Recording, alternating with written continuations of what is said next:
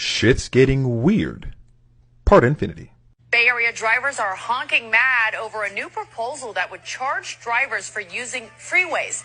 Not just the express lane, but all lanes. The Metropolitan Transportation Commission, the MTC, is shopping the idea around of a small fee per mile for drivers. That fee would range from 10 to 30 cents, and that has a lot of drivers saying, "You got me effed up." That's what drivers are saying. You got me effed all the way to F up. This is a horrible idea. Somebody came in one day and was like, "Hey guys, I think we should charge people for driving on the freeway." And all y'all were like, "Yeah."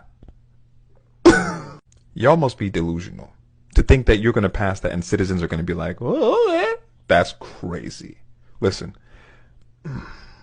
I'm so ready to stop paying taxes. Like, I'm so ready to not pay taxes this year, but I'm scared because I don't want to be the only one doing it.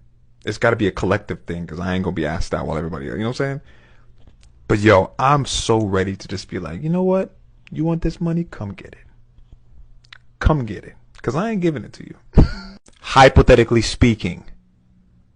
Because I know y'all be listening and shit. Every time you go and pay your utilities, you are compounding the national debt. Do you realise that? I don't think you realise that. You think, you're kind of laughing at me, thinking, oh, this guy's a nut. No, I'm not laughing. Yeah, you must understand, brother. You must understand. Every time you use that cash, that is blood money. Stop Federal using Reserve legal notes. tender, start Has anyone using got a note? cryptocurrency. Has anyone got Are you worried about going to jail? Are you worried about going to jail? I'm a live man. I don't go to jail. They can put Mr. Sando Bonacci in jail if they want to. See that? Read here, folks. Read here. Legal tender. This is not money. This is useless debt note, and it's blood money owned by the Rothschilds. One family. Friends, learn how to pay. Make promissory notes and discharge your debt with proper promissory notes. These are legal tender. This is fraud. Don't lend money. Banks, again, at law, it's very clear, they're in the business of purchasing securities. That's it. So you say, okay, don't, confuse me with all that legalese. No. I want a loan. I want a loan. Yeah. Fine. Here's the loan contract. Here's the offer letter, and you sign. At law, it's very clear. You have issued a security, namely a promissory note, and the bank is going to purchase that. That's what's happening at law. Put it in layman's terms. What does that mean? It means that what the bank is doing is very different from what it presents to the public that it's doing. How does this fit together? So you say, fine, the bank purchases my promissory note, but how do I get my money? I want, it's a loan. I want 200 my grand, right? I don't care about the details, I want the money. The bank will say, well, you'll find it in your account with us. That would be technically correct. If they say, we'll transfer it to your account, that's wrong, because no money is transferred at all. It's already in from the bank. Anywhere inside the bank or outside the bank. Why? Because what we call a deposit is simply the bank's record of its debt to the public. Now, it also owes you money, and its record of the money it owes you is what you think you're getting as money, and that's all it is. That they think is the same is not the same anymore. Everybody's for free choice. Whether we're liberal or whether we're conservative, we've all got that streak in us. But the fact is, you cannot have free choice unless you have an informed choice. And you can't have an informed choice if they're lying about what's on the label. What about PAM cooking spray? Everybody knows what PAM is. It's some kind of little healthy oil with compressed air that you spray it and it gets on your pan. It's not compressed air. And they don't tell you, but it's butane and propane. People don't understand that they are spraying lighter fluid on their children's hot cakes. And it's fabulously successful. You understand politics, you think you understand political parties, you're all full of crap, you don't know what the Illuminati is, if you're Republican or you're Democrat, you're wrong! Why? It's this easy, it's called divide and conquer. That's why there's two parties and only two, and they're controlled by the same people at the very top who belong to the Council on Foreign Relations, the Bilderberger Group, they also belong to the Trilateral Commission, and you people don't even know what the hell that is. But if you did know, you would know that these are the people that control your world by making global policies that you never vote on, and by which parties both serve and belong to these organizations and control your world.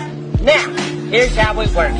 Really easy. Divide and conquer can only work if the people that are divided are not aware of the falsely created division. If you're not aware of it, then it works. If you know about it, then it don't work no more. If you have socialism without capitalism, it becomes communism. If you have capitalism without socialism, it becomes fascism. And it's just that easy. That's all you need to know. That's why Masonic symbols are all over your freaking money. But you don't pay any attention. Marijuana? Marijuana is illegal, I know that. That's right. For now. In a couple of years, things may change when all the kids grow up and start wearing ties and going to the polls. Marijuana's going to be like liquor, packaged and taxed and sold right off the shelf. I doubt it, Mr. Shipley.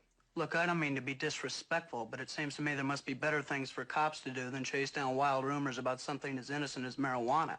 Why don't you go after the big bad guys, the heroin peddlers? I won't argue with you about them. They should be stopped. That's right. We'd like to put them out of business. That's why we're here. What do you mean? We're trying to keep them from getting a new customer. There's a big difference between marijuana and hard narcotics. Yeah, but it's only a small step. And everybody who takes a drink is going to be an alcoholic. We know that's not true, don't we? Let's face it, we're on opposite sides of the fence and there's nothing we can do about it. For you, if there's a law against it, it's wrong, black and white. I just don't see things that way, that's all. Well, you ought to give it a try, fella. It might keep you out of jail. Maybe, but we'll change the law someday, even though your friend here thinks we won't. Believe me, it's a new world. Your laws are as outdated as Bustles. Laws are going to have to be changed to keep pace with the new morality. They'll change or we'll have to break. Now they detached themselves so far from it, they don't even believe what they used to learn in the first place. Nope. I'll tell them, I'll say, yo, this is the unabridged dictionary, right? Unabridged means what again? Unabridged means for the people. As complete as can be. This book particularly was written in 1828. Watch this word. American, a noun, right? A native of America, originally applied to the aboriginals or copper-colored races found here by the Europeans, semicolon. But now applied to the descendants of Europeans born in America. Do you see what they did? They took the status of the people that they considered to be Americans and they just applied it to themselves. And then they told us, you guys are citizens. We are the Americans. So they took their whole style.